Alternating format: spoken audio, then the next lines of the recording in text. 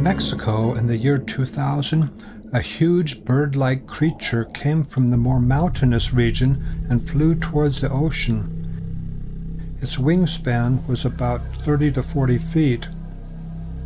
Quote, "It looked just like the pterodactyl," unquote. Now for the southwest United States. In New Mexico in about mid-1993, quote, "Me and a close friend who now has a master's in biology were hiking and something blocked the sun for a moment. We both looked up and saw a large flying animal.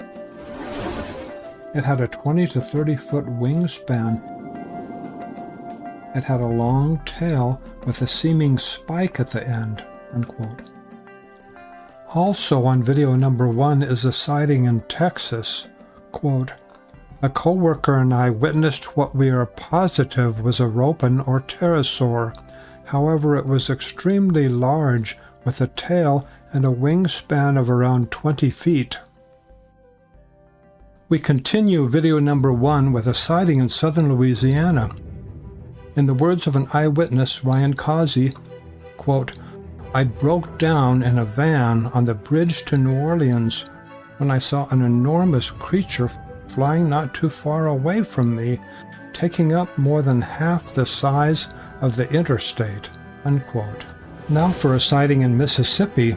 Quote, "It happened just before sunset over Highway 84, traveling eastbound gliding. In Georgia, a lady was driving to work.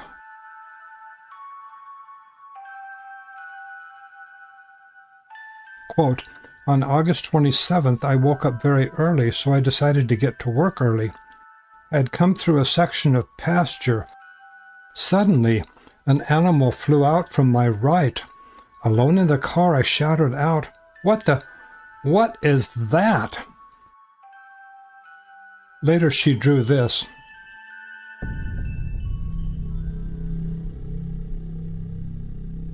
And then out the back of its head was a crest. So it was directly overhead before it flew off into the cloud. Leathery, had the claws on the wings. Video number 2 includes a huge apparent pterosaur videotaped on a remote tropical island of the Southwest Pacific. That there were living pterosaurs in that part of the world. We went and interviewed Harriet, the mother, and heard about her sighting from a very short distance. I saw something that I had only before witnessed in books. I didn't know there were such creatures at all. Harriet Sconce and her husband had been missionaries in Papua New Guinea, and she returned in 1990. That's when she saw the flying creature. But it had a big wingspan. It had a very sharp, long beak. I never saw it open. I was actually terrified because it was such an unusual thing. Were they have feathers, or was it more leathery like? Had no feathers. If I was to describe it, I would say it was more like maybe snake skin, but it had no feathers, no covering like that of any kind. I told her if Steve ever goes back over there, I'd like to go with him. Last summer she told me he was going. Said he'd be happy to have some people go with him, so Pete and I met with him. After arriving on New Britain Island, they eventually were flown by helicopter deep into the jungle interior.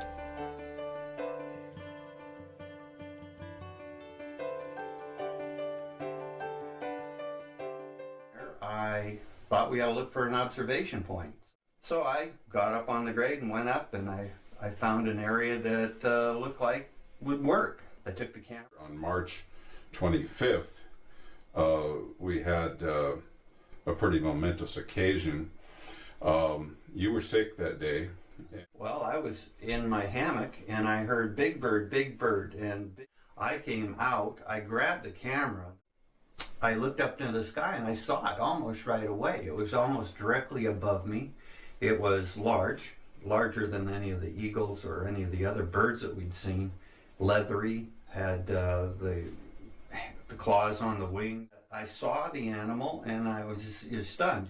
turned the camera on and I tried to focus in on it, but it was a very bright day. Almost no clouds in the sky except for very high clouds, white. So I could not get a good view of the thing. I only had a LCD screen to look at. Didn't have a viewfinder, like a hole to look through, a peephole that I could have shaded my eyes. I just shot it up into the air, hoping that I would get an actual shot of this thing. This video was stabilized in a video editing studio. This was part of video number 2. Now for video number 3, an apparent modern pterosaur photographed in around the 1870s. Notice the apparent muscle structure of the neck. After close examination, it's very likely these men were not Civil War reenactors, not photographed in the year 2000, as some people think.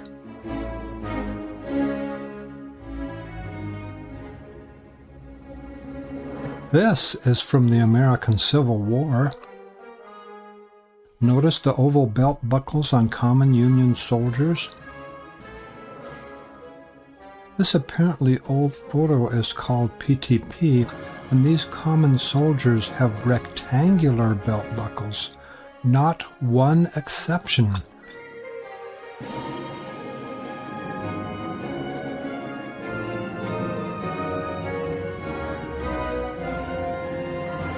Now look at the pistol holsters, not common for the average soldier during the American Civil War.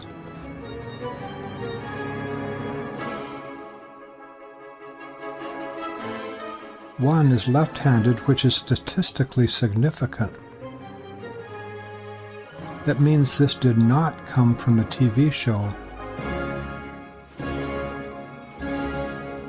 This is an apparent 19th century photography prop used for stabilizing persons and things. Now for video number 4, sightings in Hawaii.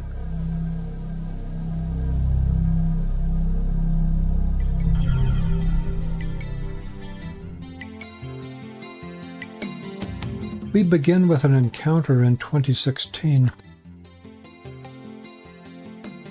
An eyewitness said, quote, "My boyfriend and I were taking a regular swim in the warm ponds on Big Island.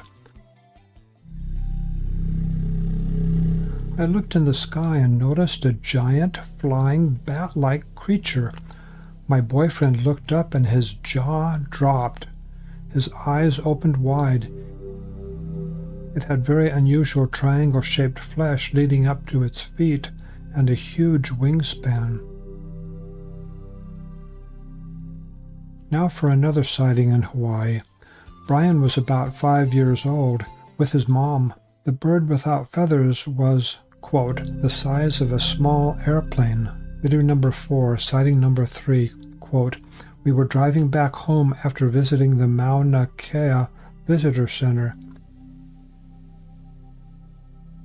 This huge bird-like animal was flapping its wings and headed right towards our large rented SUV. All three of us estimated 10 feet wingspan," unquote. I just got an email from this lady who said she saw a documentary about a sighting of a pterodactyl. Quote, "I am writing to tell you I saw the same creature, but it was between 1969 to 1970 and in the northeast corner of Colorado. I was horseback riding when suddenly my horse stopped dead in her tracks, then began to tremble violently. I looked over her head to follow her direction of sight, and I saw it. This thing was huge and gliding rather than flying, and it was very close to the ground. I was up on a slight incline of this hill, and it glided past us within 20 yards. Its skin was yellowish tan or olive green color, leathery looking, no feathers. I looked it in the eye, and to me, it looked evil. It didn't make any sound at all. There was the appendage on the top of its head. What I have wondered since seeing this is why would it be clear out here on the plains where there are very few trees and no mountains for over 100? Do modern pterosaurs ever attack humans? For most of those flying creatures, never. But beware of the large exceptional ones, those rare pterodactyls that might, on occasion, attack someone somewhere on the planet.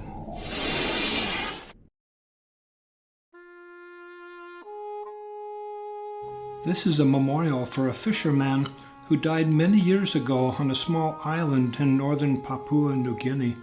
I never met the man. As I understand, he died many years before I was on Umboy Island and many miles to the north. Yet the tragedy of his death may help us come to some kind of understanding that may help us each do something to make this world a better place. We focus on Papua New Guinea in the Southwest Pacific, where I led a Ropen expedition in 2004. About 150 miles north of Umboy Island is Manus Island. In this area, the natives call the Ropen core. In 2010, I received a few emails from a native who was born on Manus. I now quote parts of his emails. Quote, "This is the story from the grandson of the man who killed the creature," unquote. As a side note, the native man who killed a core eventually died from the injuries he received from the animal. The native apparently was defending himself from continuous attack from the flying creature. Quote, "It has been endemic to the southeast Rapatona electorate until the early 1940s, where they declined in numbers. It was so bad that fishing at night stopped for years," unquote. I have no independent verification for that, but apparently the natives in this area stopped fishing at night because of the danger from those flying creatures. Now back to emails. Quote, "The creatures described as having skin all over it. The oldies reckoned the core, as it is called by them, fished by skimming slowly around on the ocean's surface. Large ones have been seen to take turtles, dolphin, and even young crocodiles," unquote. Now we get to the attack on the native fisherman.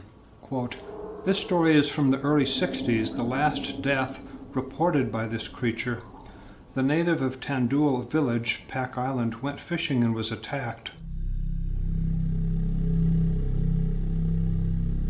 The animal destroyed his canoe and he fought it with a traditional fishing spear. Every time the animal attacked, he dived under, and when the light above him showed the animal, he would lunge up, doing only slight damage. It followed him to shore, where a sea cave runs into a crevice which leads into the middle of the island. Badly wounded and backing into this barret, he wedged the spear into a crevice and took the animal through the mouth with the spear. He crawled out, was found by villagers who went to see the animal and told his story. He died 3 days later. Now there are only a few very shy. They have a suspected area. I went to turn onto a highway, and as soon as I took a right and started going down the road, I looked up and I saw a large flying creature, and it immediately drew my attention because its wings were not flapping like a bird's would. It was rolling kind of like a stingray in the ocean, and I saw it start to dive, and so I continued to watch it, and it slowly dove down and landed at the end of the tree line.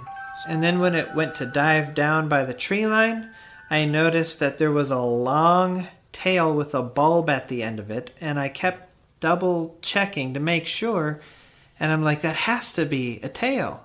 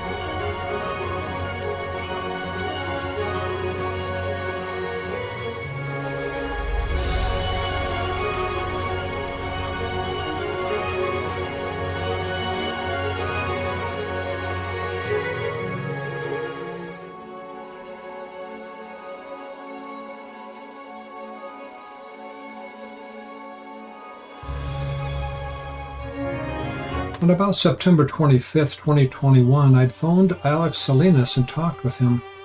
It was in about 1998, when he was about 17 years old, when he saw the flying creature at about 11:30 at night near what are now called the North Side Apartments in West Laco, Texas. The area is a bit north of Walmart in West Laco. A mist hung over the grass, but the sky was clear when he saw something flying. At first, Alex thought it was a crane, but it was flying alone at night. Not a habit of cranes in that area. It was gliding slowly. Alex estimated only 2 to 3 feet per second. As it got closer, he realized it was not a crane or any other kind of bird. It was leathery and had a long tail. It had a horn-like head crest that it held close to the neck most of the time, at least at first. Alex took off on his bike to get a better view, and when he got closer, he yelled at the creature. It responded by turning its head, yet did not change its flight direction. When it was better illuminated by a street light, Alex saw the animal's 3 claws on each wing. The pterodactyl flexed those claws, which gave the eyewitness the impression that they resembled human fingers. At about that time, the animal flexed its talons. Alex told me that about 2 to 3 months before his sighting, a 3 to 5-year-old girl went missing in that area. Please take that missing child case in context with 2 other reports in the United States. Congamato, Ropen, pterodactyl, alive, with a big problem on Wikipedia. Let's dive into mysteries of the modern pterosaurs in 10 languages of Wikipedia. In what language are pterodactyls most often on Wikipedia? Many people would be surprised. Look at 4 words related to the possibility of modern pterosaurs: Ropen, Ahul, Orangbati, and Congamato. In 10 Wikipedia languages examined, which ones have a Ropen page? Mandarin, Italian, and Russian. Which ones have an Ahul page? Mandarin, French, Portuguese, Spanish, and Italian. What about an Orangbati page? Chinese and Italian. Which ones have a Congamato page? Mandarin, French, German, Italian, Japanese, Polish, and Spanish. Why does the English Wikipedia have none of these 4 pages? The Mandarin Chinese Wikipedia has all 4 of them: Ropen, Ahul, Orangbati, and Congamato. Those 4 cryptids are associated with modern pterosaurs, commonly called in English pterodactyls.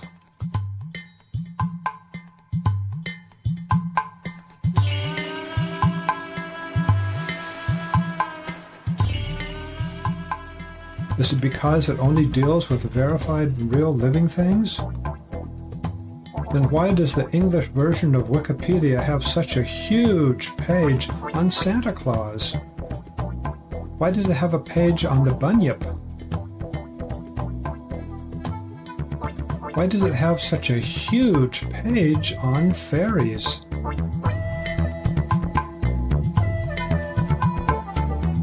On the English version of Wikipedia, at least one self-appointed editor has caused pages like Ropen to be deleted.